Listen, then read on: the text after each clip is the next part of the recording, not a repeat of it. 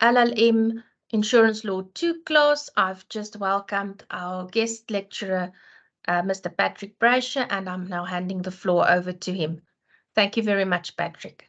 Thank you, Annette. Thanks very much. And it's nice to be able to talk to you about these issues. They are quite complicated, and because there's so much law, as I'll point out to you. But where it all comes from, after the 2008 financial crisis, they started introducing and eventually made the laws for what they call the Twin Peaks system. And the Twin Peaks system of financial regulation covers not only insurance, of course, it covers all financial institutions, importantly, banks and insurance companies, credit rating services, collective investment schemes, pensions, all sorts of financial services that are out there. And the whole idea of Twin Peaks was to have those two peaks separately regulated, and they said in order to protect banks. The real problem was, not a problem, but I mean, it was a false thing, because no bank went insolvent because of the 2008 failure. There was a lot of excitement overseas. You'll remember major insurance companies were virtually insolvent and propped up by the US government, but those things didn't happen here. But we still got the Twin Peaks legislation, and why they called it Twin Peaks was they divided up the regulation of financial services into two things. Firstly, the prudential aspect, which means the solvency of banks and insurance companies and pension funds and so on. And that is looked after, I'll show you later, by the regulators who understand the financial services, or the financial aspects of financial services.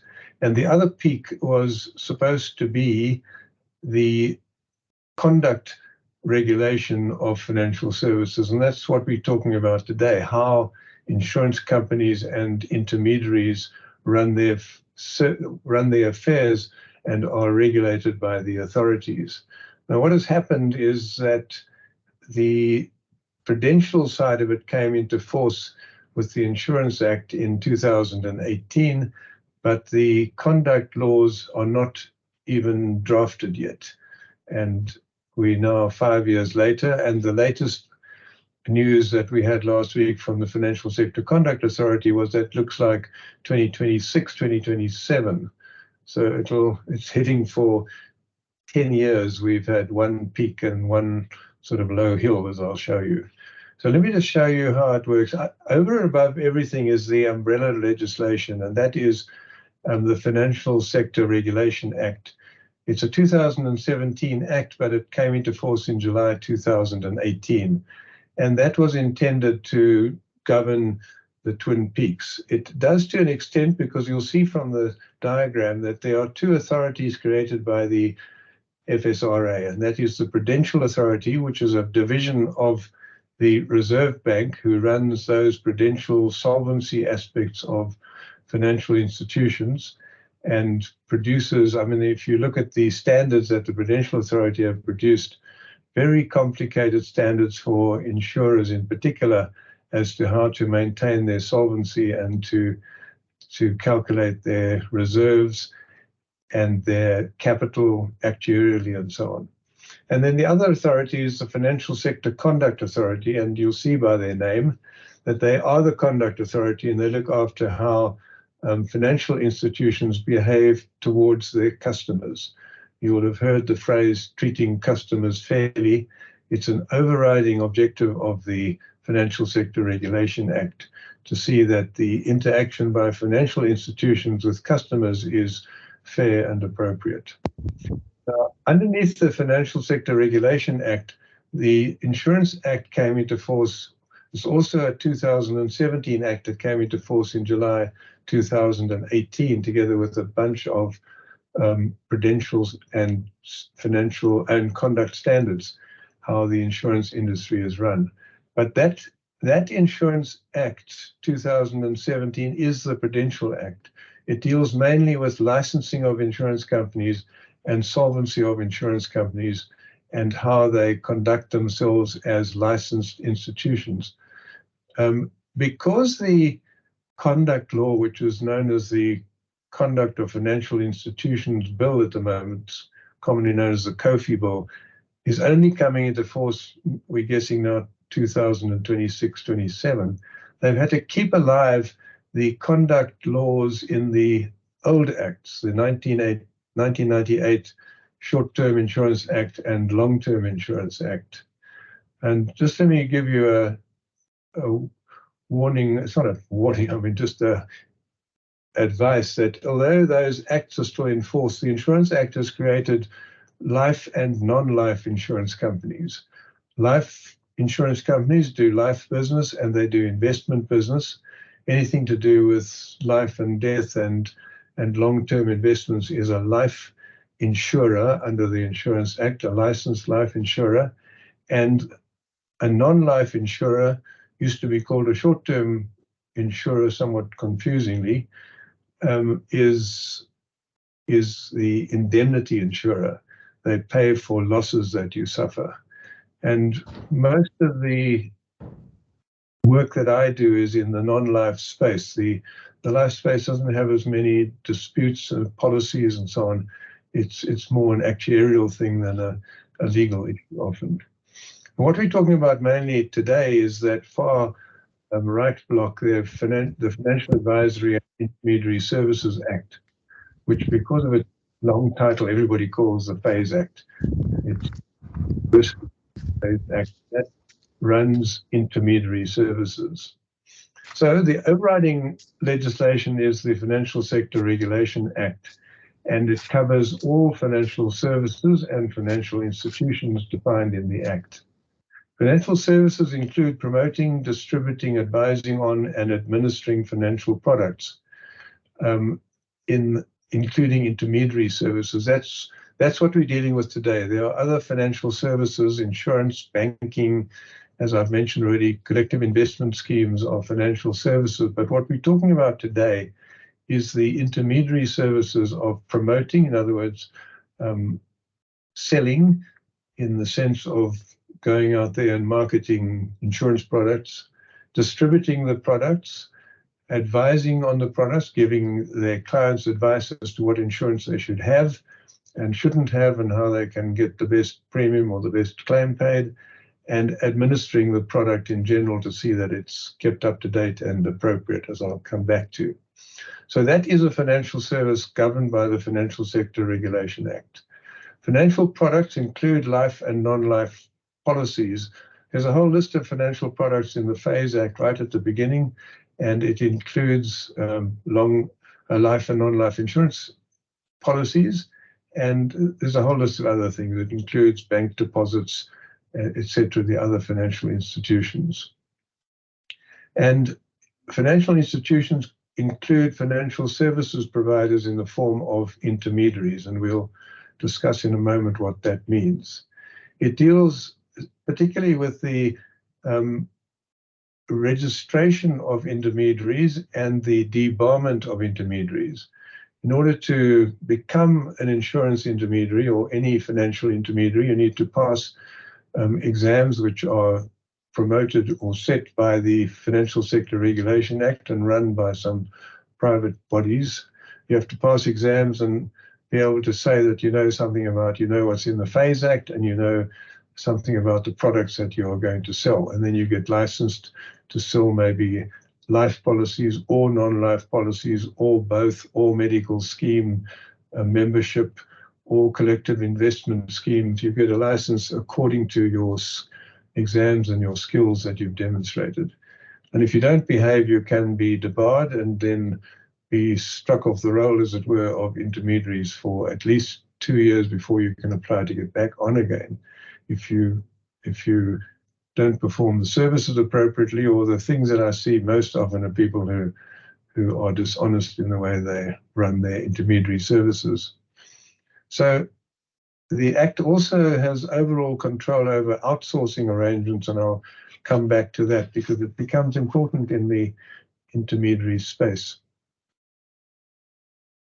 The actions taken, and this is a very important thing, under Section 91 of the FSRA, I was delighted when the Act came out and this was in it because I'd promoted that idea previously, And that is that everything that the regulators do is specifically subject to the Promotion of Administrative Justice Act. And you'll know, if you know administrative law, that there's often a debate, is it an administrative action? Is passing a regulation an administrative action? Is passing a standard by the FSCA an administrative action? You don't have to go into that debate. If the Prudential Authority or the Financial Sector Conduct Authority takes action or promotes or passes a standard, for instance, about intermediaries, or all the standards that will come under the COFI Act, that is an administrative action that can be challenged under PAJA. Now, I can tell you that I act for lots of insurance companies and lots of brokers. Very few people will challenge anything because nobody wants to fight with their regulator, but at least that option is there and is occasionally used. The Act governs a number of things that can be issued by these regulators. The first is a guidance notice in Section 141, and that simply gives guidance about how they see the Act working, and it has no binding authority. It just says this is the way that we, the regulator, the Financial Sector Conduct Authority, interprets the FASE Act, say. And then that is guidance as to their thinking, but it's not binding. Although when you're dealing with a regulator, they think it's binding. And then they can give interpretation rulings. They can say, this is how we interpret Section 8 of the FASE Act, say. And that becomes a binding interpretation unless it's set aside by a court. So they haven't done any yet in the last 4 or 5 years. So it's rarely used. And I think, they usually they issue guidance notes indeed, and then you've got to sort of knuckle down and behave, otherwise you get into a dispute.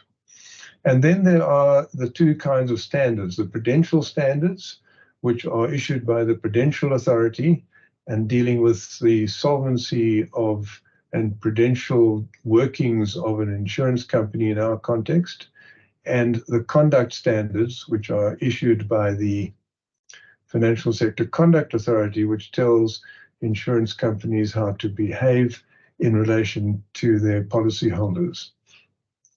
There's also a joint standard. The Prudential and Financial and the Conduct Authority get together and they issue a joint standard when it goes over prudential and conduct issues. So those standards are, we all used to, in other legislation, the minister may make regulations on X, Y, and Z. The standards have replaced regulations mostly. There's still a power to make regulations, but they're not used for the ordinary day-to-day conduct of insurers and intermediaries. They use standards, and when the COFI Act bill becomes the COFI Act, they will have a bunch of standards, including standards relating to intermediaries. So those are the new subordinate laws for financial sector regulation under the FSRA and the Insurance Act and the COFI Act when it comes in. And that is what you have to obey. And they publish them. They have to publish them for comments. Comments come in from financial institutions and maybe the public. They consider them and redraft them to the extent they are persuaded. Then they go to Parliament and for a sort of approval process. And then they become laws as if they are regulation.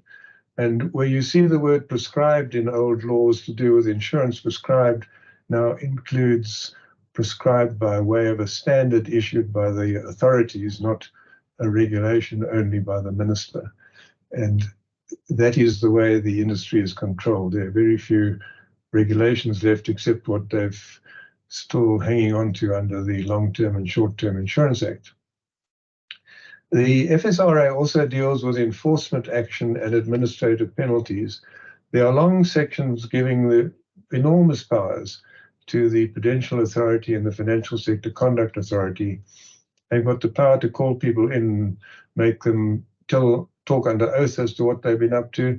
They've got the power of inspection. They've got the power of what are commonly known as dawn raids, to come to the offices of an intermediary or an insurance company and look at everything that they've been doing, which is not privileged, and see that they've been behaving themselves.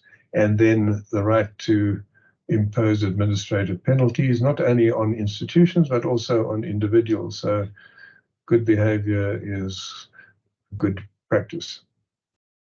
And then I want to mention the Financial Services Tribunal. The FSRA creates the Financial Services Tribunal, which is a body which is a tribunal in the sense of it's not quite like a court, because they have their own processes, very efficient processes. They get on with things in a matter of months, where if you go to court, it can take 2 or 3 years to get the final hearing, and if there's an appeal, even worse.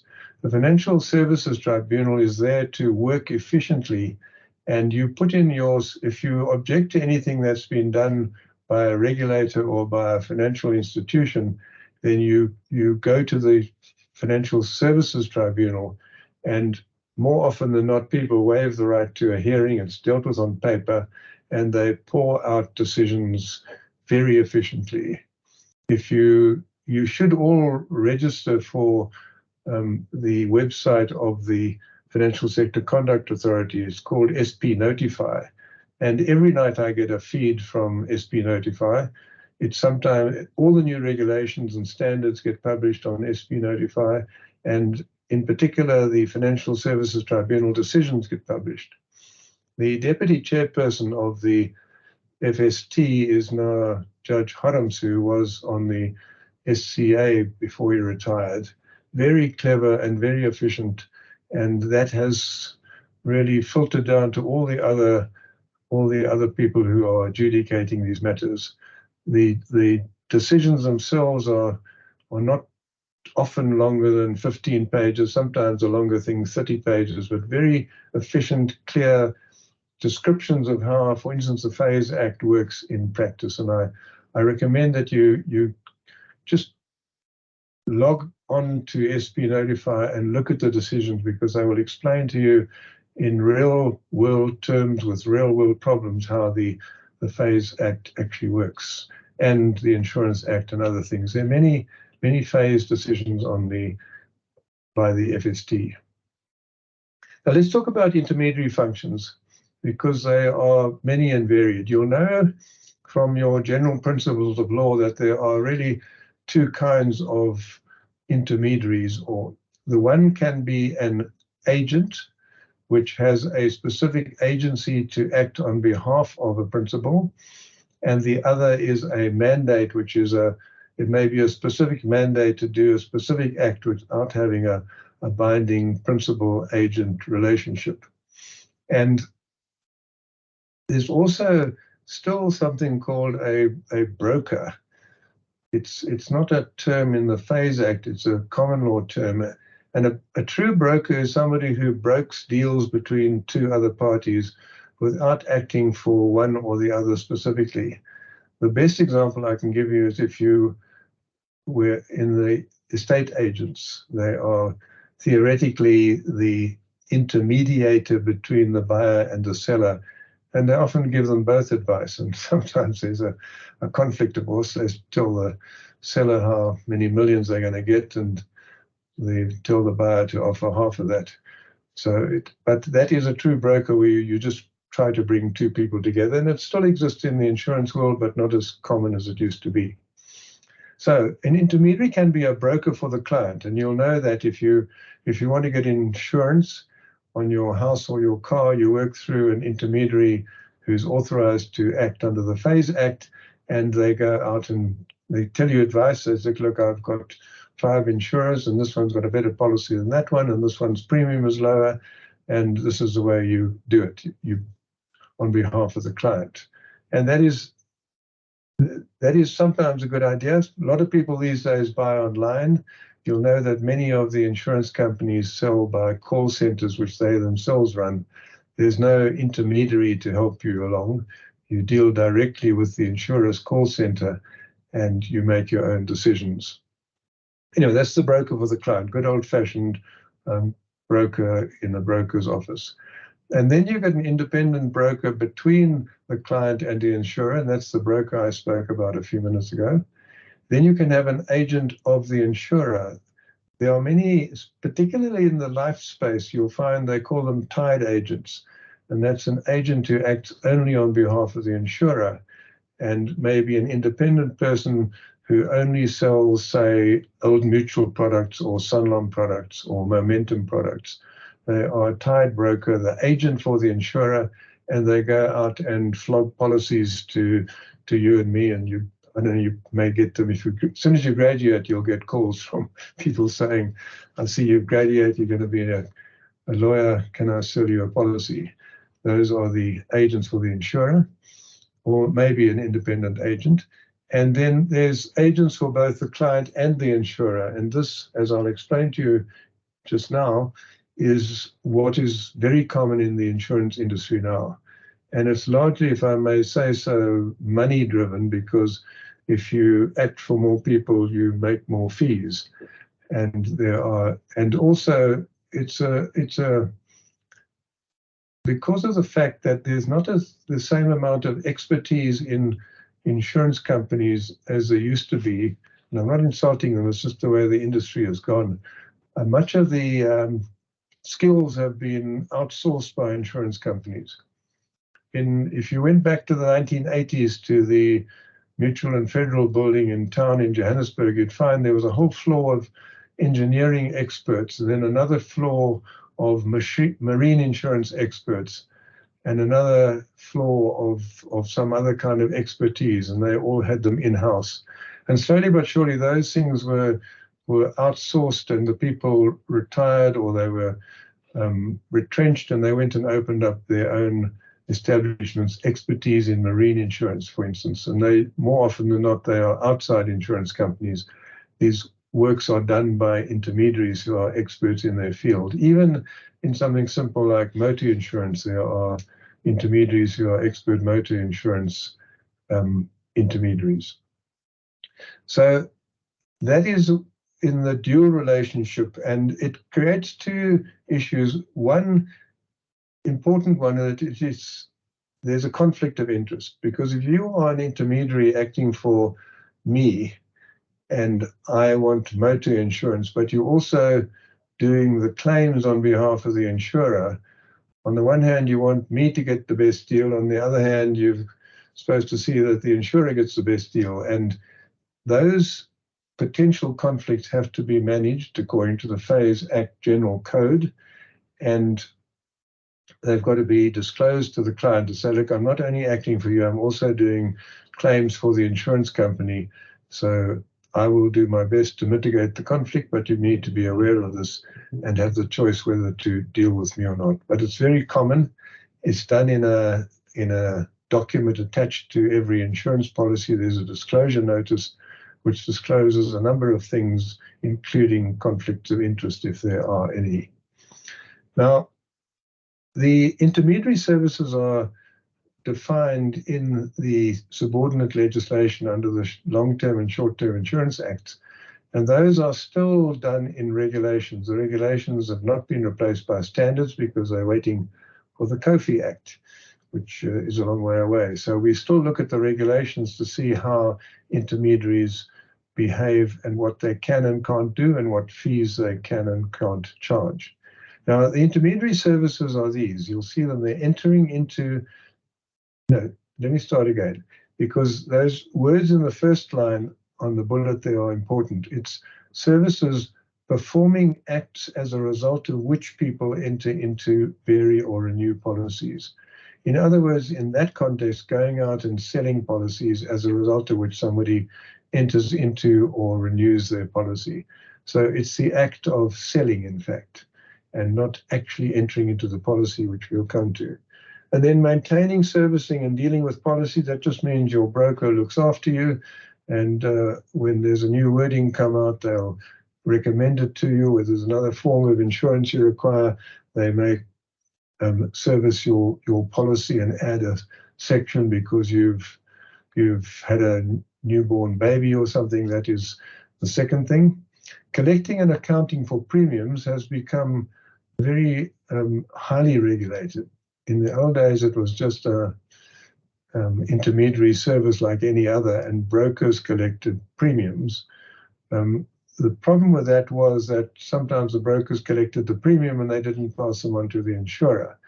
And they put something in the Act, which is still there, which says a payment to a broker acting for an insurer is deemed to be payment to the insurer. So even if the insurer doesn't get the money in those circumstances, the premium is paid. But what has happened, I don't know if you know anything about the history, but there was an insurance premium collection body, IGM, that went insolvent and left unpaid premiums of billions of rands virtually, affecting every insurance company in town. Because what they'd done, they'd collected the premiums, they were a very big collection, and they invested them in long-term investments. When everything goes wrong and you need short-term money and you've got long-term investments, the result is a disaster, and it was. So since then particularly, but even before that, there were moves. The regulator now discourages intermediaries from being the premium collectors, and it's either done by direct debit order into the insurance companies themselves or by intermediaries. There's a company called Fulcrum, I've forgotten the name of the other one that took over from IGM, but they are premium collection intermediaries, and that is all they do.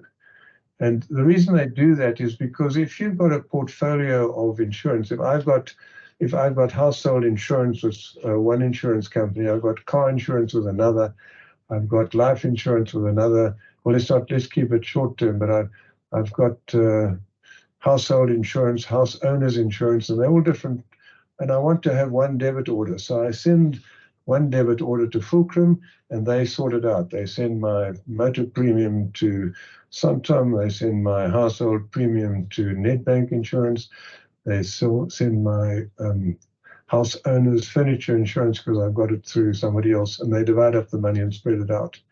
And so intermediaries in the ordinary sense of brokers don't collect premiums in the way that it used to happen, because it's not encouraged by the regulator.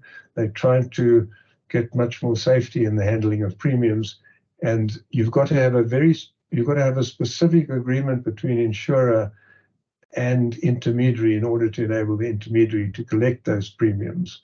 And it's got a whole lot of terms, and you've got to make sure it's safe. And by the way, I don't know if you know, there's a thing called the Financial Institutions Protection of Funds Act. It's not a very well-known act for some reason, but that act creates personal liability for intermediaries who don't deal properly with premiums, personal civil liability and personal criminal liability. So it's not encouraged to put premiums through intermediaries, but there are still, you know, if you take the very big intermediaries, there are some big international intermediaries in town, Willis, Aon, Marsh, those kind of people.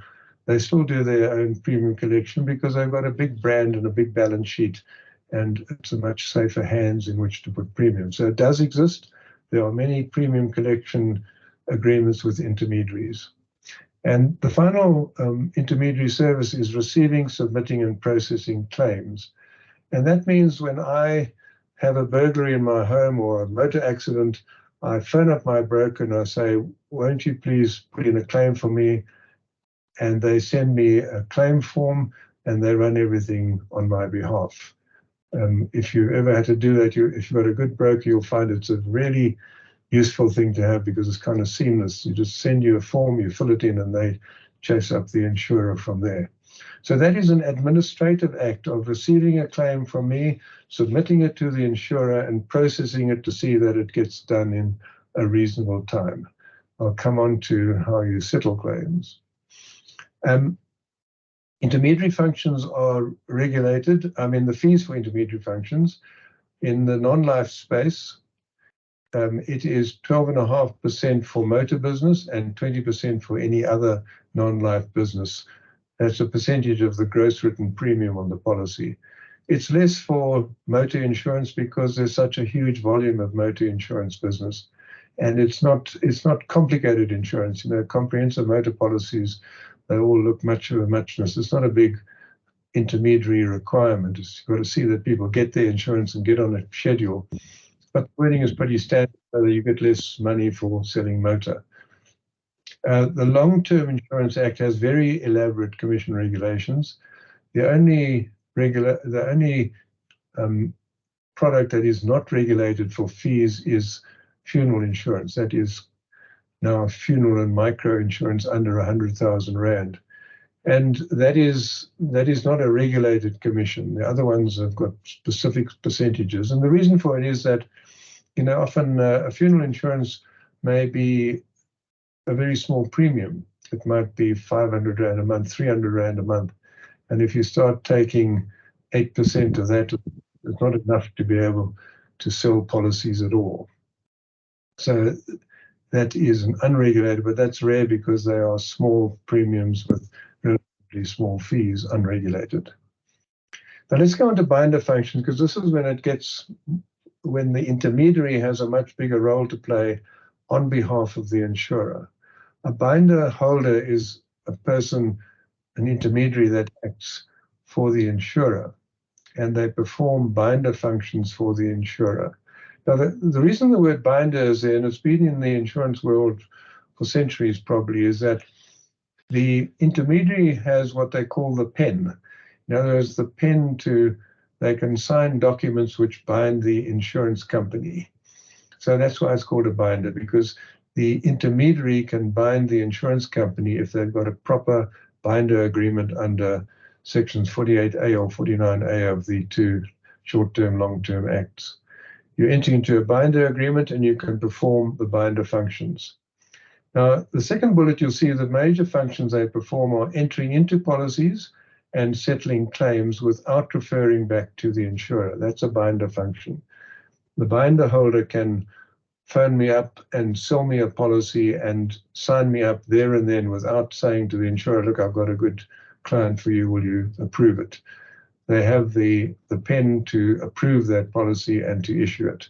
It takes a lot of the burden off insurance companies.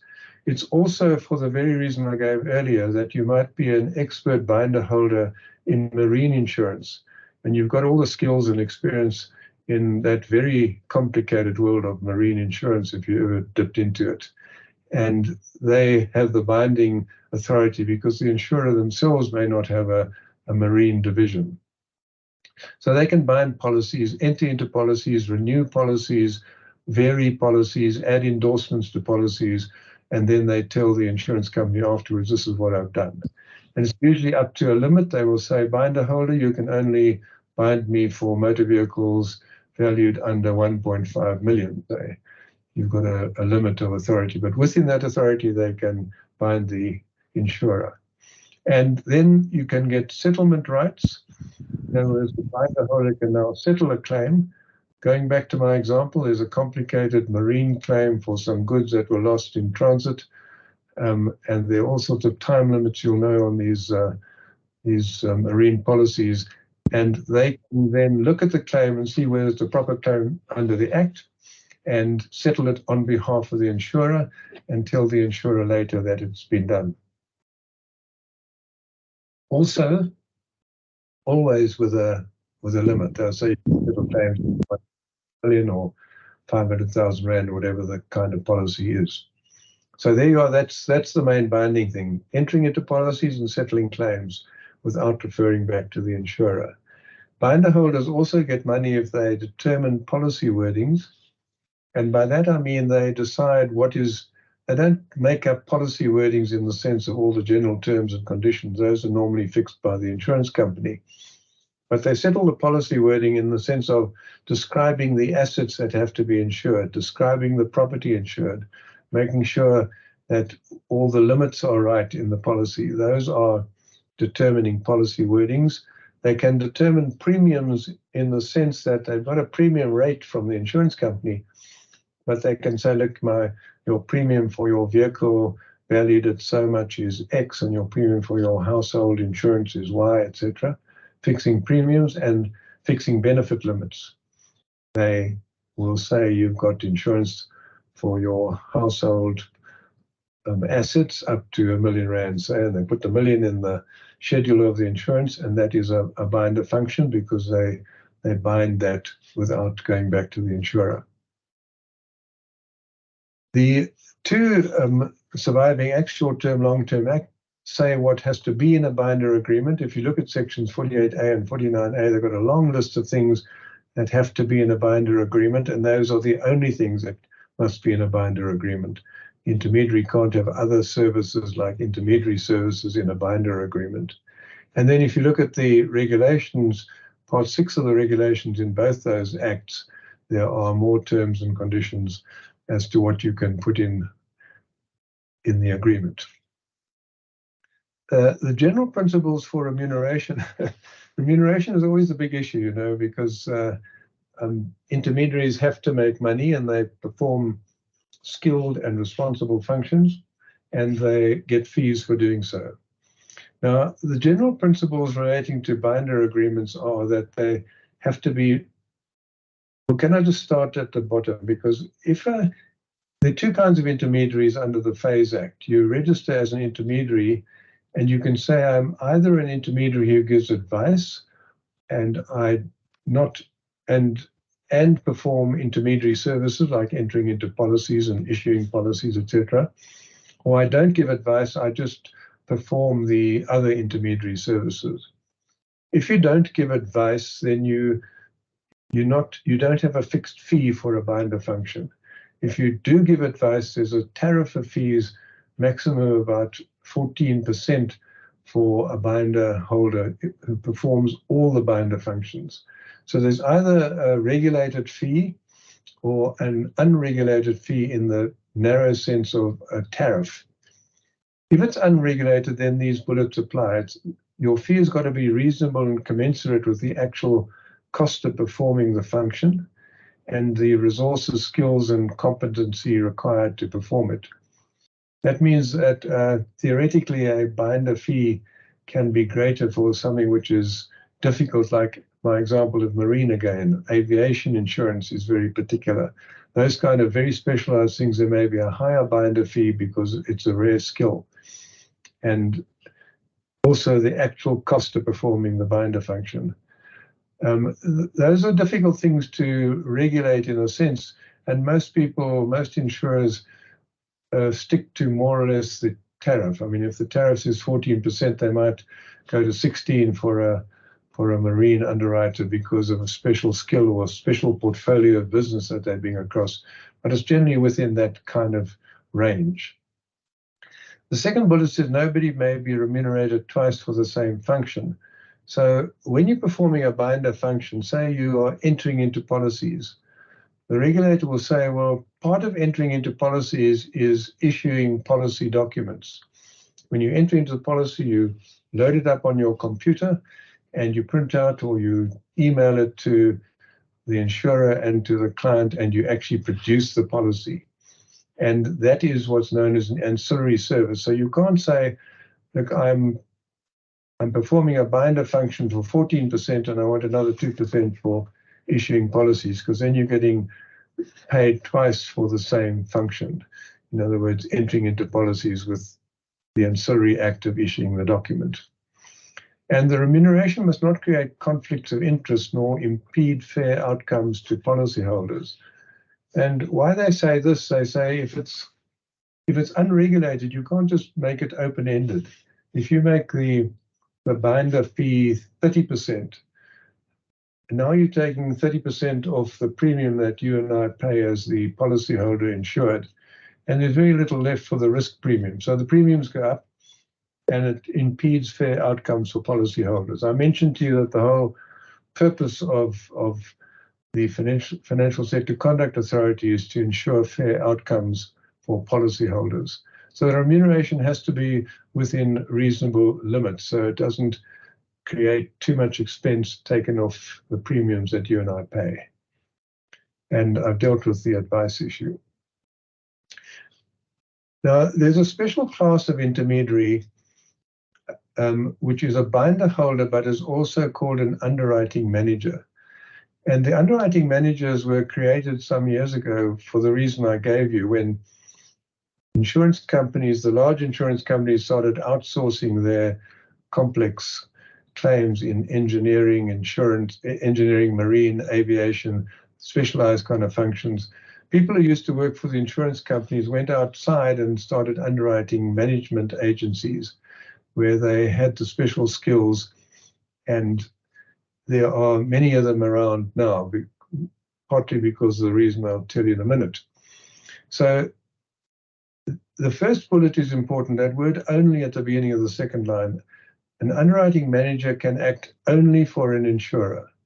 An ordinary binder holder can also be an intermediary acting for the client, the policyholder insured. I mentioned to you that they can ride two horses at once, pulling the same chariot, I suppose.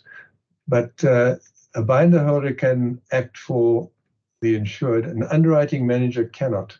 Underwriting manager is only the agent of the insurer for the purposes of performing the binder functions and any intermediary functions for the insurer. The second bullet, they're not entitled to sell policies either themselves or through associates. What happened when underwriting managers were first invented, there was a law which said they couldn't sell policies. And then what many of the smaller underwriting managers did, they set up their spouse as an intermediary to go and sell the policies, and it was all in the same household, as it were, or in the same building. So you can't do it through an associate. An associate is defined in the FASE Act. It is somebody who, if you're a juristic person, it's related and interrelated companies or companies which you control. And if it's an individual broker, then it's spouse and children and brothers and people like that who are associated. Can't go out and sell the policies for which you are acting only for the insurer. And this, according to the regulators, is regulated because me as a member of the public being sold a policy by an underwriting manager, I think I've got a broker acting in my interest when in fact they're acting only for the insurer. So as to avoid that confusion, underwriting managers may not sell policies or through their associates to the public. Now, this is the key, because the third bullet says an underwriting manager is entitled to a profit share as well as the binder fee. If at the end of the insurance year, there is a profit for that portfolio of business, say they're selling a portfolio of 400,000 motor policies on behalf of the insurer, and the claims are low that year, and there's a profit at the end of the year. The premiums exceed the claims, the premiums plus investment income exceed the claims. Then the underwriting manager will get a profit share.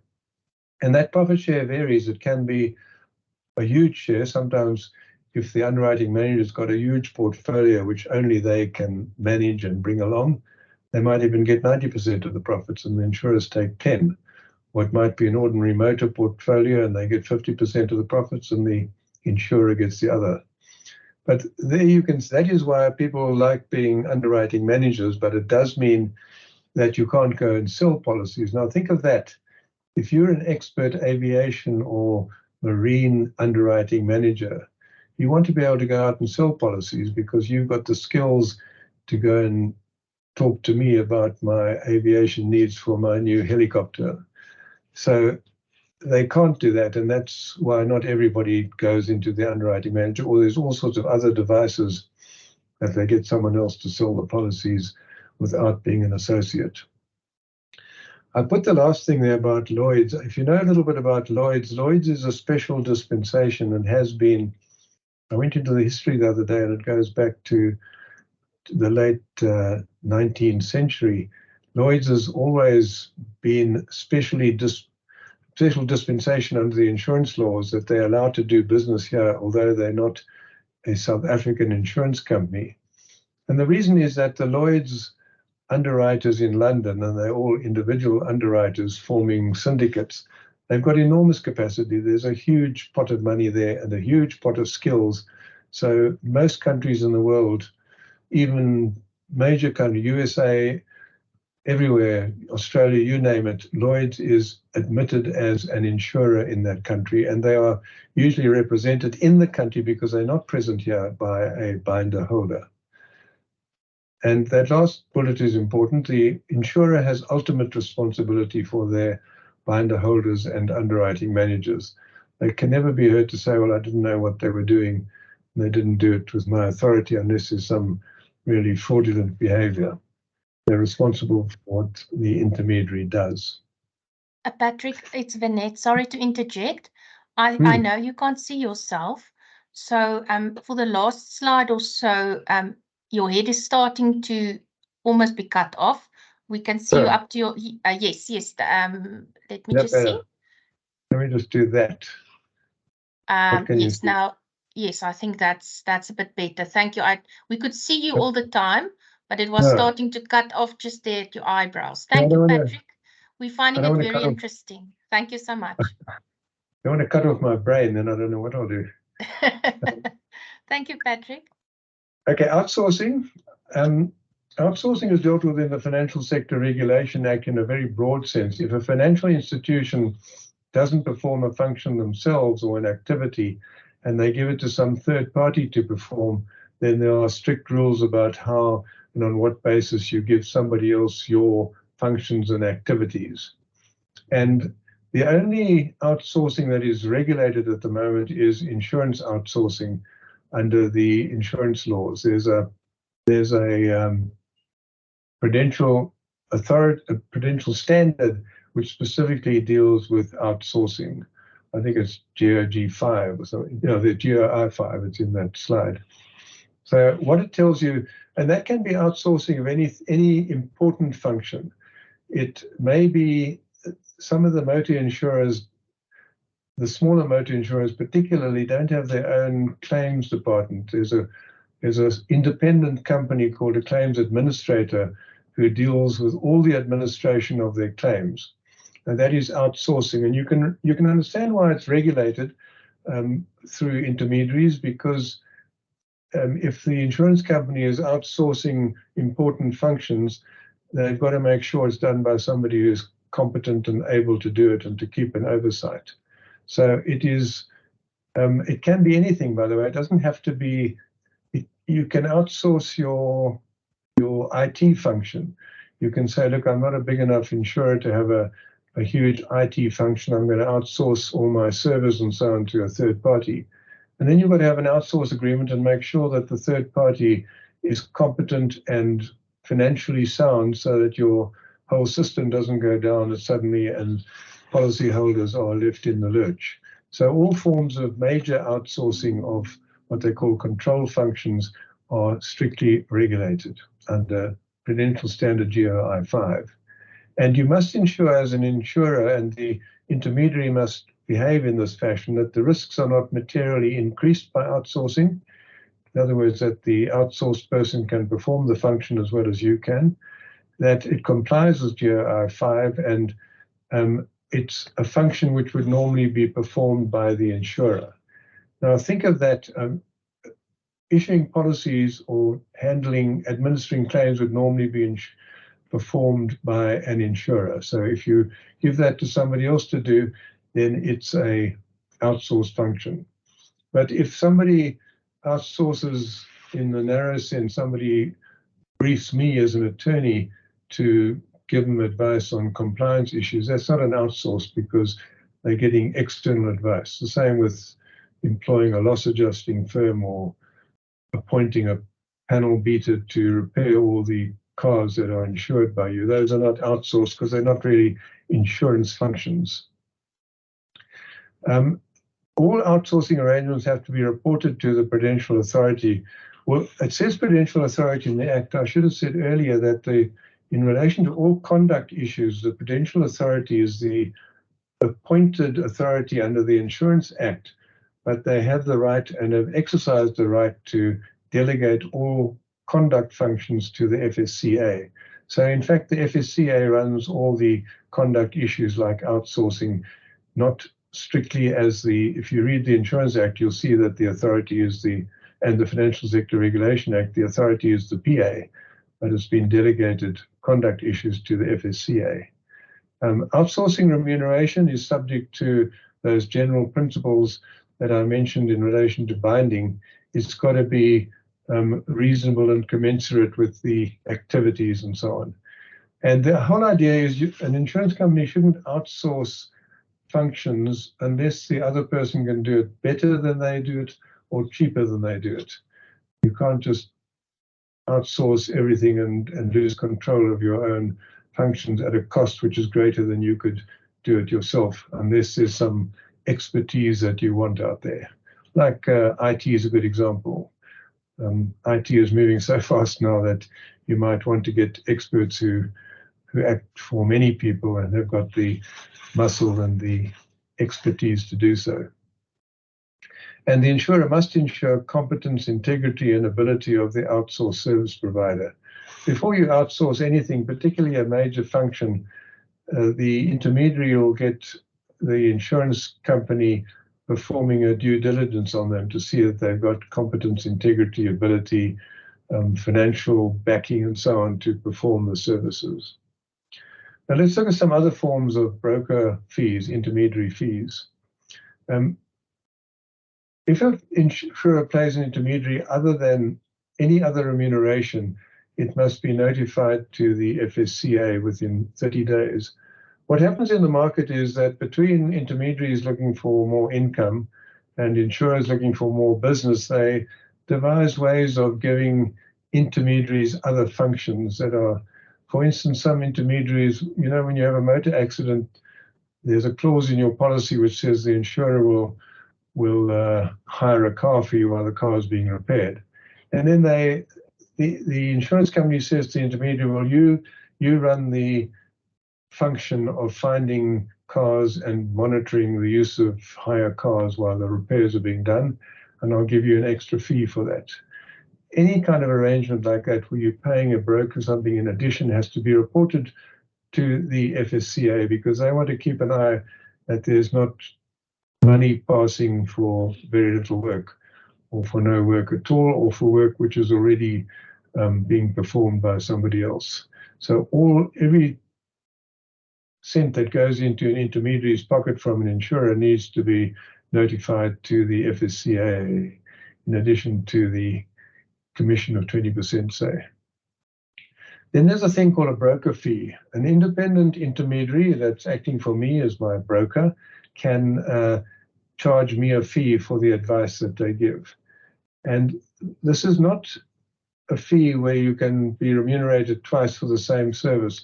It must be some other function that they're performing for me. I might agree with my intermediary that I want broader advice than simply insurance advice. I want risk management advice. I want the broker to come to my home and say, this should be insured, that needn't be insured.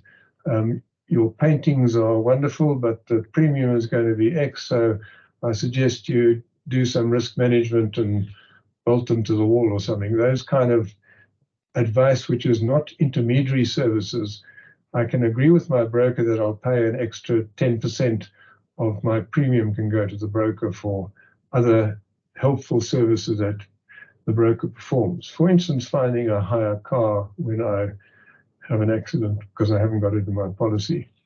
Those have to be also known to the insurer, and look at that second last bullet, if the insurer uses the word facilitates collection of the fee, in other words, put it on the schedule. The schedule will say your premium is 100%, your intermediary commission is 20%, your binder fee is 14%, and your broker fee is 8%.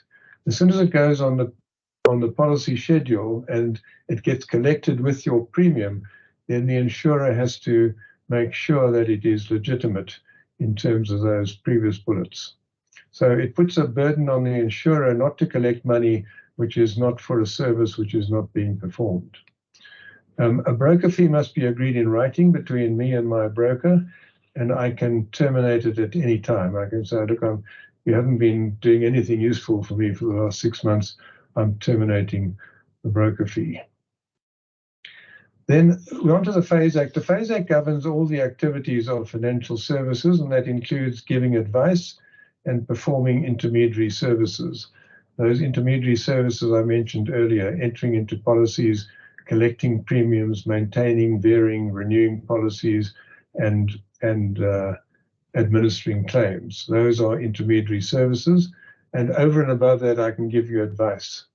Now, I mentioned earlier you can register under the FASE Act for non-advice intermediary, and it's done because people get more fees that way. I don't know how you sell insurance without giving advice, because it's a complicated thing. Even a motor policy these days has many different exclusions and provisions in it. So it's odd to me that the regulator allowed this to happen at all, but it is there. You can be a non-advice intermediary selling motor policies and getting a bit extra for a binder fee, because they are elaborate requirements. There are elaborate requirements for being an intermediary. You've got to have competence, integrity, and operational ability. Operational ability means you've got to know your product.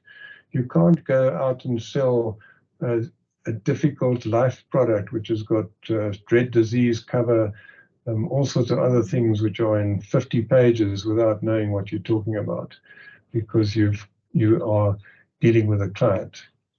The FASE Act has got most of the things that deal with day-to-day conduct of intermediaries is in the FASE General Code of Conduct, and that's where you go to see how intermediaries must behave. And there has elaborate requirements for the information you provide to policyholders, what you've got to tell them as soon as you start engaging with them. They've got to keep records and keep the money that they receive from clients separately from their own money, so that it is ring-fenced against the intermediaries' insolvency. The advice that they give has to be appropriate to the product and the client. It's a useful word, that appropriate. It's in the legislation. A broker has to give appropriate advice. A broker doesn't have to give the best advice. It doesn't mean a broker's got to go through every motor policy for 30 insurers in town and compare them with each other and find out this one's better than that one. They can give appropriate advice to the client. In other words, this is a suitable policy for you. And sometimes that advice means the policy of the insurance company that I usually act for, because I know they've got integrity, I know they know what they're doing, I know they're financially sound, and when I have a claim, I know exactly who to deal with, so this is the appropriate policy for you. It might even be more expensive than a policy you would go and buy online from a call center, but you might think it's appropriate to get the intermediation with a known insurer. So there's other ways in which clients can be contacted. There's all sorts of laws about how you advertise products, how you perform direct marketing as an intermediary. And it deals with avoidance and mitigation of conflicts. Every intermediary has to have a conflict plan, which you have to put on your website to say, I'm acting for you and I'm acting for the insurer in these functions. I get 30% of every premium you pay comes to me for all the functions that I perform, and you declare these conflicts, and that is considered to be sufficient mitigation, because the conflicts can very seldom be avoided these days. But you can't set yourself up as a broker in a position where all your decisions are made to suit yourself. The remuneration, I've dealt with commission and fees and broker fees. There's that last one well, the second last one says you can't pay brokers on the side more than 1,000 Rand per year for immaterial financial interest. And that is a rather odd one, which was very excited everybody when it came into force, but it means that you shouldn't spend more than 1,000 Rand per year on taking a broker to lunch or to flying them overseas for the insurance convention in Nice or somewhere exotic. If you're spending money on the side on a broker, or even paying for their staff or paying for their computers or something, that's considered to be a financial interest, and you can't spend more money than the law allows, up to 1,000 Rand plus all the fees and commission. And then there's a thing, I don't know if you know anything about cell captives. A cell captive is an arrangement where you buy a cell in a cell insurer, and all your business goes into that cell, and you get the profits of the business you put there by way of dividends. The FSCA caught on to the fact that this was being used as, not caught on to the fact, but it was being used as a way that brokers were just getting more money, because in addition to every other fee they got, if the business was profitable, then they got dividends out of the cell company. And you can see the conflict immediately because the profits come from lower claims. And if I'm a broker handling your claims or a binder holder handling your claims, then it's in my interest. The fewer claims I pay, the more dividends I get at the end of the year. So there's a major conflict. So what the FSCA have done, they said that an intermediary cannot own a cell and get dividends as well as commission, except in limited circumstances, which is a speech for another day. So all the above legislation has to be balanced. There are two major aims of the legislation, which I began with. One is to ensure that customers are treated fairly. And that, I may say, is the major focus, 80% of the focus of the Financial Sector Conduct Authority. They're overseeing the insurance industry all the time, and especially the intermediary industry, to see that they're getting, that the policyholder gets fair treatment and that money is not disappearing into fees when there's very little risk premium left and premiums are going up, for instance. And it's to see that intermediaries are not over-remunerated or remunerated twice for the same function. Those are two major aims of the FSCA. It's a running compliance battle. I always put this last because if you print out all the laws relating to insurance that an intermediary would have to know, and an insurance company has to know, you need a compliance officer, because if you printed it all out, I'm sure it would be 2 meters high now, I'm guessing, but it must be getting close to that with every piece of paper. If you go on the FSCA website, you'll see that there are reams and reams of electronic pages of all the laws and the forms you have to fill in, the regulations you have to comply with, the standards, the acts, etc., etc. So it's becoming a very difficult thing to keep up with. Everybody, that's why the broking industry is difficult to be a small broker now, because the compliance issues, and then you have to outsource compliance functions. My own personal view is, this is something I think you as students need to know, is that we're now in a generative AI world like ChatGPT and so on. These generative AI systems will be cleverer and cleverer. It will soon be possible to plug all those regulations, 2 meter high regulations, into a generative AI system. And by asking a question with your voice, you'll get the answer. If I want to get a broker fee, what law must I look at and what form must I fill in to send to the FSCA?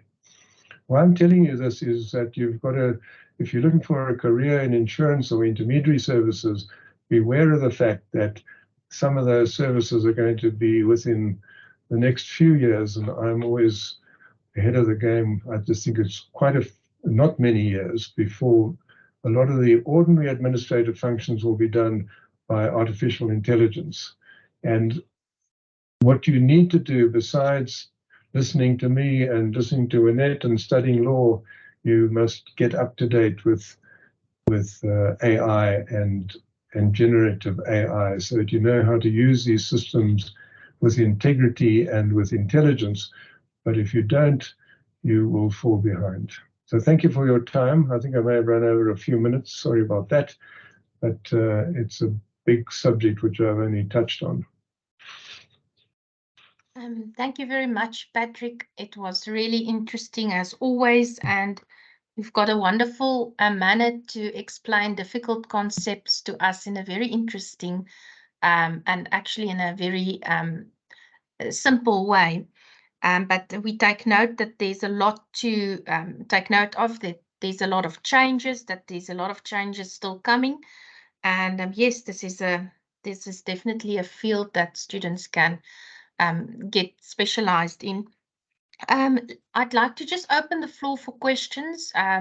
So students, if you've got questions to Mr. Brasher, you can quickly just put up your hand in the chat if there's specific questions, and then we'll take them in the order of the hands that's raised. While you are thinking of your questions, Patrick, I had a question in the chat while you were speaking about the SP Notify. So I tried to Google that and I couldn't find SP Notify. What I did find is subscriptions subscriptions FSCA. Is that the Yes, part where yes, we should go? that would be it. And it usually hits my computer about 11 o'clock at night. So when you get up the next morning, just go there and see what new laws have come in and what new decisions have been made by a lot of them you won't need to look at. Maybe it might be collective investment schemes or pension funds or something like that. But a lot of it is insurance related and a lot of it is phase related. And it's just it's the easy way to keep up to date. Don't forget, nothing gets put in a government gazette anymore under the Financial Sector Regulation Act. You have to do it online. In the old days, we rushed to get the Friday Gazette to see what the new laws were. Now they're instantly online with that subscription method, and everybody should have it. And if I That's can do a bit of wonderful. advertising, everybody should be on I've got a blog, or the Norton Rose Fulbright has got a blog which I contribute to, and Donald Dinney, an insurance expert here, and others contribute to, and get it from Annette. She's got the address, and it's being fed all the time with the latest insurance cases and many other things, interpretation overseas and here. It's really, it's short and sweet. They're usually about 400 words with boiled down difficult concepts into easy access for insurance people. And that's wonderful, and that would also give students ideas to write their research proposals and their mini dissertations on, because many students come to us and they want us to give them topics. And, a topic should speak to a student, number one.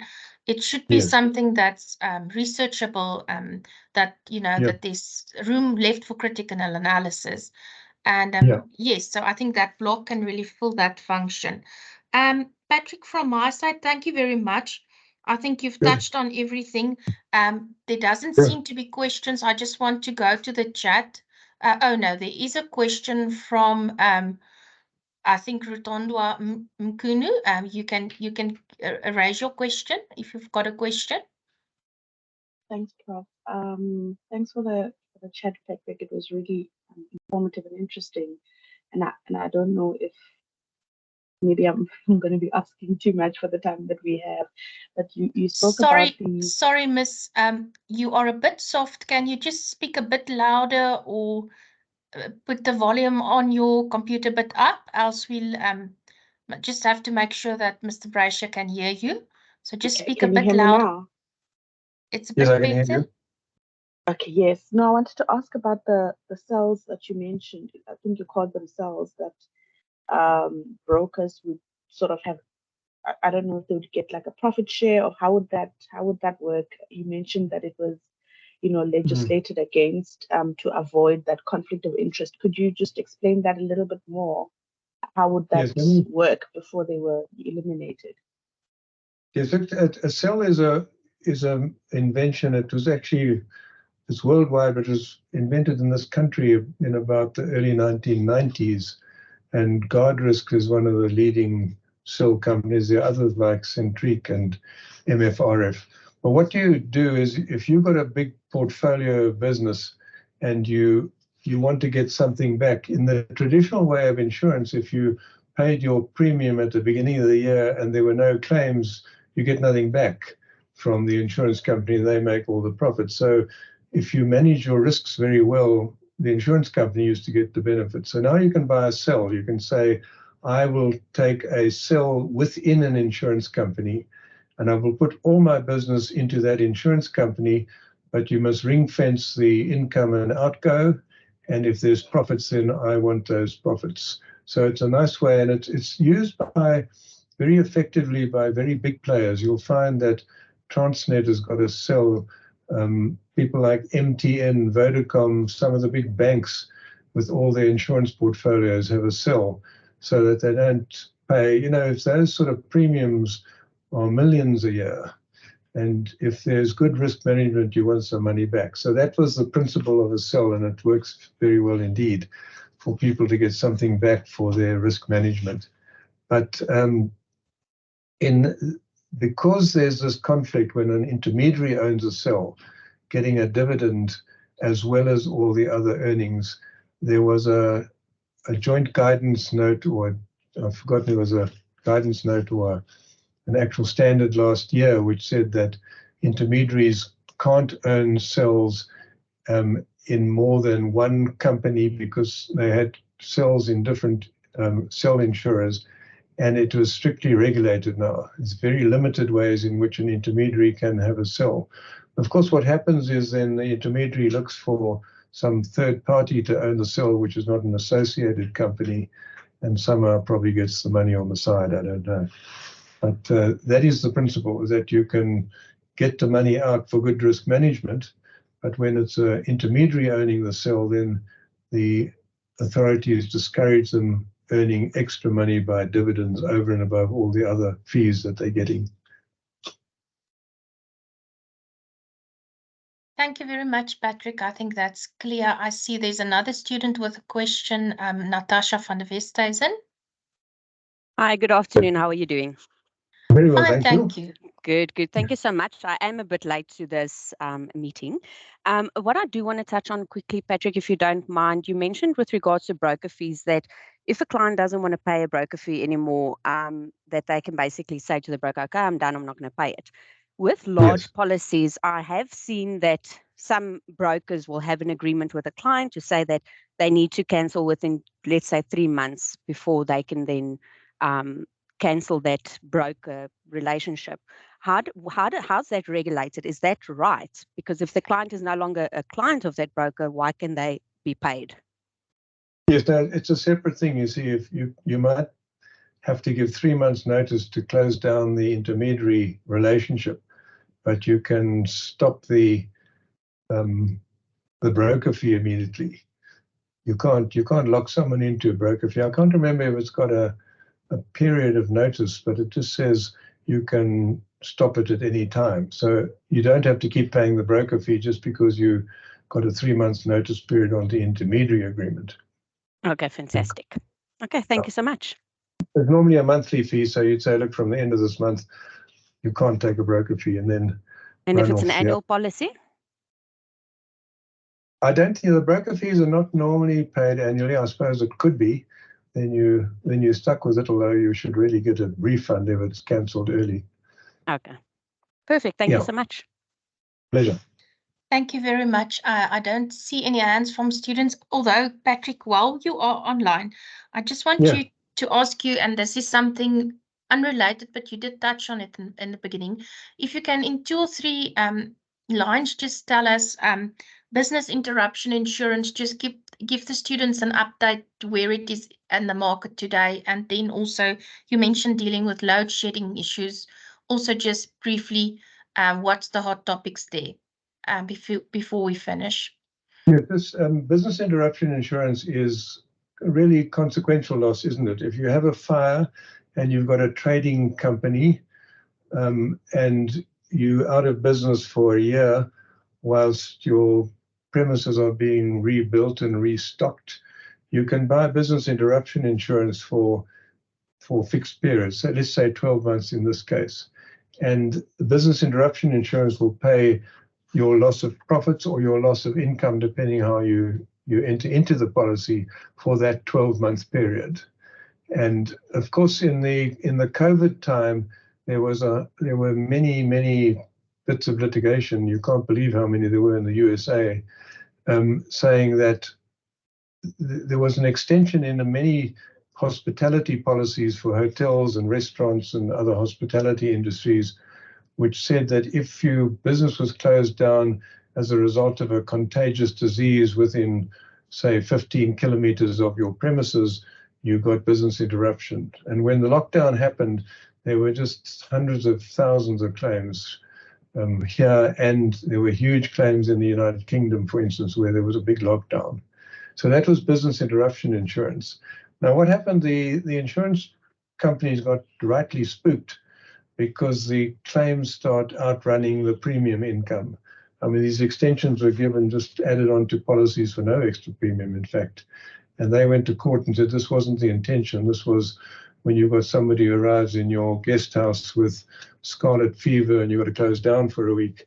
That's what it was there for. But the courts, using what they called common sense, applied it to COVID claims. So there were many, many COVID claims. I mean, insurance companies paid out millions and millions and millions. So now you'll find that virtually every policy has a contagious disease exclusion. There's a general exclusion which says we do not pay claims arising from contagious disease or pandemic or whatever wording they use. And because of that being spooked out, insurance companies are now realized if there's a grid failure in South Africa, if the entire South African grid goes down, then everybody's going to have a claim. And insurance is on the principle of pooling. You get multiple premiums in and hope you have less claims. Now, if you have a grid failure or a pandemic, the claims outrun the premiums. So now insurance companies are putting in a grid failure exclusion to say if there's a grid failure, I'm not paying damages that directly result from the grid failure because I simply can't afford to. Every insurance company will end up insolvent. And these general exclusions have been around for years. You know, there's a nuclear exclusion for nuclear warfare, which comes from the Cold War of the 1950s. There's a sanctions exclusion. There's a war exclusion. There's all these exclusions relate to things where the risk is bigger than the premium. And the latest ones are contagious disease and grid failure. Thank you very much, Patrick. So the insured should just accept that. There's nothing to do. Yeah, there's nothing you can do. I mean, as you might find a company with a better grid failure, they haven't all got it yet. But the trouble is this, you know, most insurance companies depend on reinsurance. And certainly in relation to contagious disease, all the international reinsurers won't give you reinsurance unless your policies have a pandemic exclusion. It's not a reinsurance issue for grid failure because that's a very South African issue, not an international issue. But you haven't got the choice. Yeah.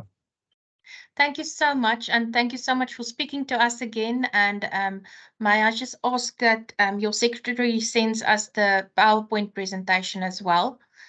Yes. I'd be most grateful. And let me just make sure that there's no question in the chat. There's no questions in the chat. Thank you very much, Patrick. We excuse you. I'm just going to speak to the LLM students a bit longer about admin. Thank you so much for coming. Thank you.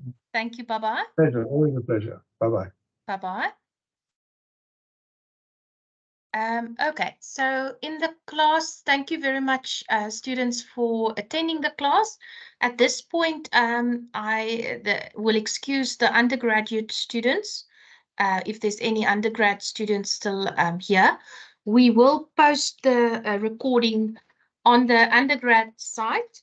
We will also post it on both the master's sites, just to once again confirm that this lecture was a primary for the LLM Insurance Law 2 class, but we did invite the other students so that they can hear what's the latest and so that they can perhaps find some inspiration for research topics or find yes, for other purposes. So for LLM1 and for LML 4805, you won't be examined on any issues that's not prescribed for you. So in as far as the study guide, for example, the reading materials concerns intermediaries, yes, study that, but this lecture was primarily directed at LLM Insurance 2. So then just because it's the LLM Insurance Law 2 online class, I just need to make a few administrative announcements. First, I have mentioned at the beginning of the class, but I'm going to repeat for any latecomers, that Moodle will be down from 19 July tonight at midnight until the 26th of July. So you won't be able to access Moodle. If you've got any things that you need to download or look at, please do so before midnight tonight. We will also not be able to communicate with you via announcements then. Your announcements won't reach you. So if you've got any questions in this period, you are welcome to email the lecturers directly.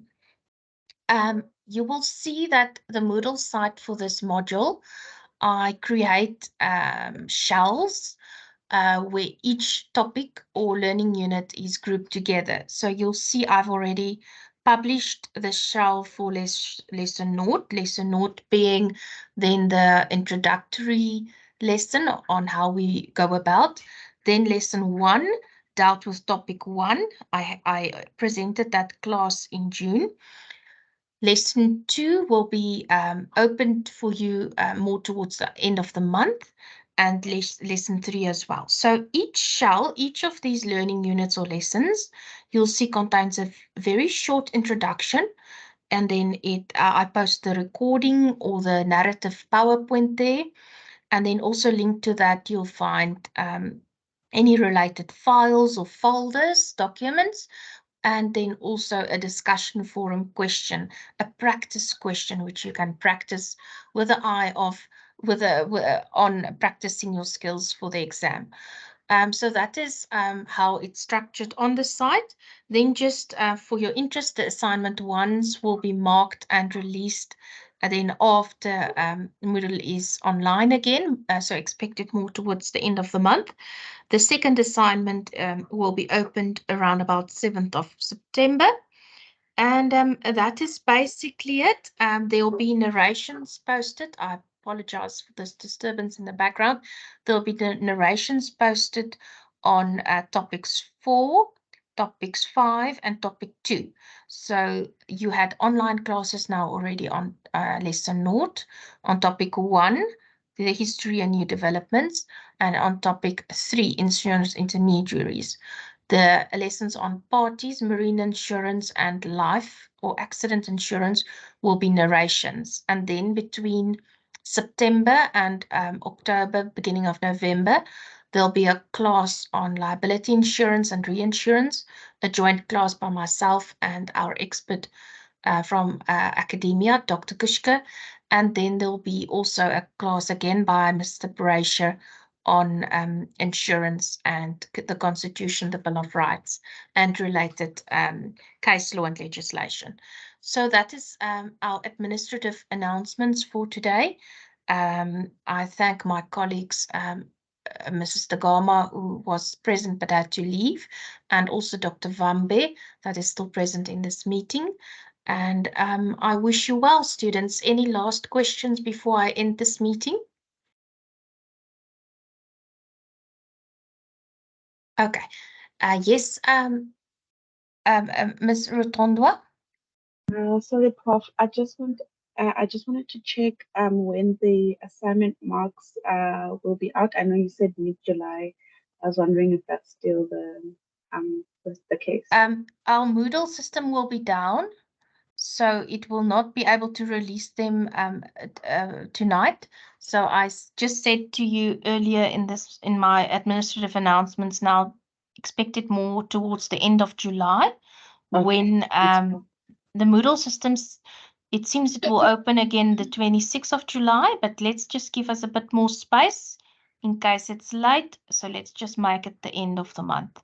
Then you'll still have a month or more to look at your assignment and the comments before assignment 2 opens.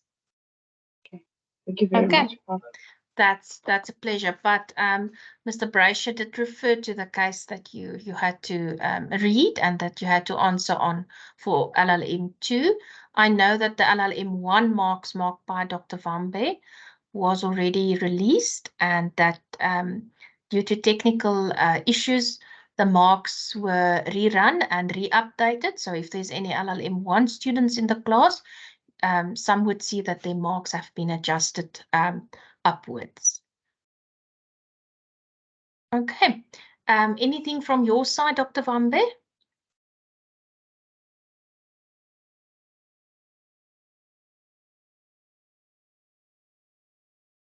Okay, colleagues and students, thank you for attending the class. I wish you well, and we'll meet up again in this forum when we have another online class. Thank you very much. Goodbye.